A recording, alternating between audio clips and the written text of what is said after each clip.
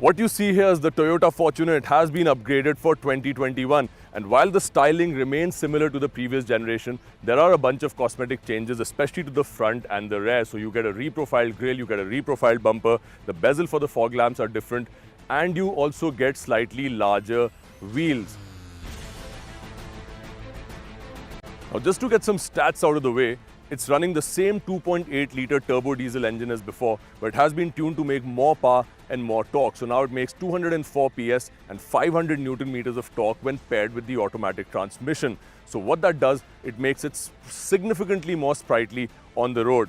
Now, in terms of off-road credentials, you get a approach angle of 29 degrees, which is this angle here when you approach an incline, and a departure angle of 28 degrees. Now, to compare that to a more hardcore off-roader, something like the Mahindra Thar, so in that you will get an approach angle of around 42 degrees and a departure angle of around 37 degrees. Now, also because of the shorter wheelbase in an off-roader like that, you get a better ramp over angle compared to a longer wheelbase like this. So chances of actually scraping the belly when you're coming over a crest are slightly higher.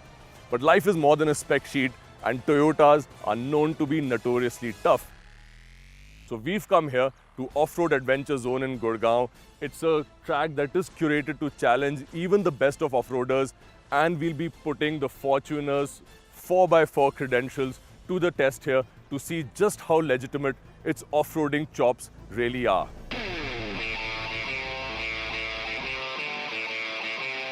So we're all prepped to go. I'm going to shift straight to 4 low. We're going to skip 4 high altogether. You can hear that beep that indicates that now we're in 4 low. Ready to go. I'm going to keep my thumbs out. We don't want any orthopedic adventures today.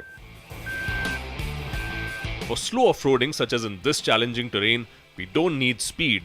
What we need is the torque multiplication that 4 low provides. So our first obstacle is relatively simple, the chicken hole. So we just have rubber tires with holes that are alternatively placed, and we're going to go through them. So let's see how we perform on this first obstacle. Over the chicken holes, there is considerable movement in the body, but the high torque means getting over this basic obstacle is a no-fuss affair.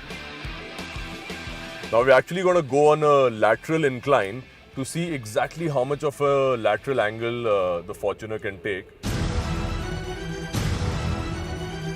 Now the Fortuner is a tall SUV and weighs almost 3 tons in this automatic guise, so you don't expect it to remain as poised as it does over such steep lateral inclines. In fact, the wheel arches are able to accommodate a lot of suspension travel on the inside track, making it quite versatile when tackling terrain such as this. It's fairly comfortable. You're relatively balanced and well stable inside the cabin. So now our next obstacle is a little bit of a rock crawl. So I'm just going to release the brake a little bit, give a little bit of an input through the accelerator, and let's see how it goes. Now the ability to rock crawl is particularly handy on uphill sections such as this, where the track may be exposed rock piles or even slightly bigger boulders. The high torque at low speeds ensures that the wheels don't slip off the rock surface, damaging the underbody, while also ensuring that the engine remains unstressed.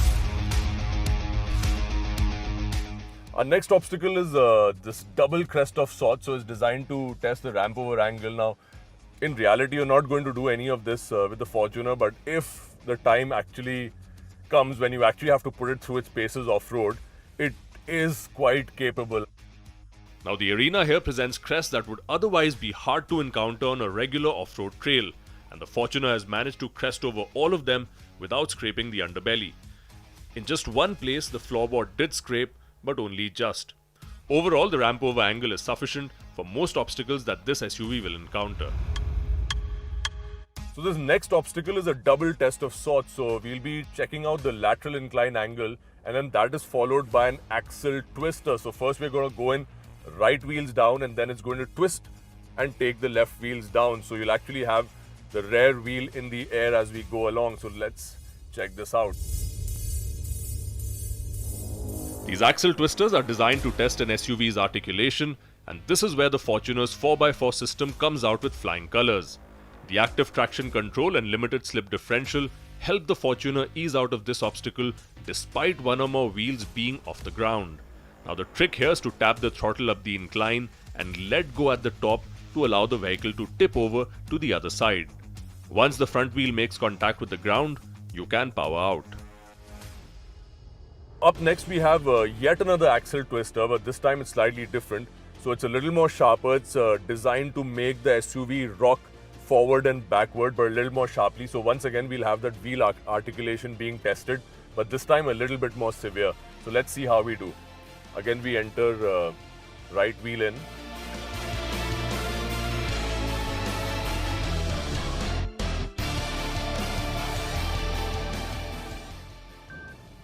And there you have it. Now the Fortuner's DAC or downhill assist control maintains speed and control when you're coming down steep declines, especially on a loose surface. Now there's no driver input required and the vehicle does the job for you. Now, it's very handy when you're hanging vertically, looking at the ground below you.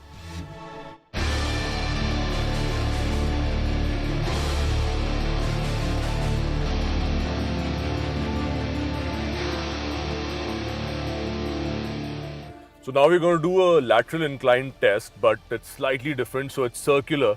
So we'll be going around this little mound of sorts on a lateral incline, but we'll be taking a circle around it and seeing how it performs.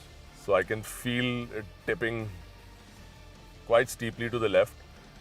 It's surprisingly able to take incredible incline angles. And it reflects very good for wheel articulation as well. So my rear wheel right now is pretty much completely inside the wheel arch and it's doing a fantastic job. And the front wheel is almost in the air, and despite that we have plenty of traction. So right now we're just being propelled by the right inside wheel as we come up this incline. Now, what I'm really enjoying about the Fortuner is that while it might not have crazy off-roading credentials in the sense that you can jump over ramps and do hard landings, things like that. However, even a course this challenging has so far not been able to throw anything its way, which has not been able to do very comfortably. And not just that, while you're doing taking on obstacles which are so difficult, you're doing it in absolute comfort. The seats are well supportive. In fact, now they also get a cooling function. So while it's really hot outside, it must be 34, 35 degrees outside, I'm sitting in absolute comfort. The ambient temperature is amazing. The seats are really cooled. I'm comfortable. I don't have any sweat running down my back. So literally the car's not breaking a sweat and I'm not breaking a sweat. And I think that is what makes the Fortuner so invincible, yet so comfortable. It's built like a tank. You can feel it. And I think that is where its prowess, its USP really lies, like the capability it has despite doing it so comfortably. So I've taken the Fortuner 4x4 through a legitimately difficult obstacle course and it's come out with flying colors. And with this new added information, it's so much easier to put this SUV in context, to give it some more perspective. Now, do keep in mind that it does cost 44.2 lakh rupees on road Delhi, depending on which area you're in, but around that ballpark figure. Now, what you get for that money, even though that's a steep price for an SUV, what you do get for that money is an SUV that is good on the road. Yes, the suspension is a little stiff and the ride can get a little bouncy, but it will do highway touring duties in relative comfort. And it has legitimate off-roading credentials like we've just seen. So it's a really good overall package. And honestly, now after having spent a lot of time with it, I do realize that that level of sound engineering and toughness, while it's not very luxurious on the inside, the switches aren't really good in terms of aesthetics. But you can tell that a lot of things that the Fortuner and the way it comes together, the switch gear, everything else is designed to last. It feels like a car that can last 100 years, you know, it can outlive you, so to say. But having said that and putting it in some context with the Legender, for example, so the Legender at around 44.4 lakhs on road Delhi, again depending on which area you're in, is a few thousand rupees more expensive. But what you do not get with the Legender is a very capable 4x4 system. What this variant also gets is the 11-speaker JBL system, which the Legender does not get. So yes, that purely is a more aesthetic version of the Fortuner, but the more capable version of the Fortuner is definitely this one.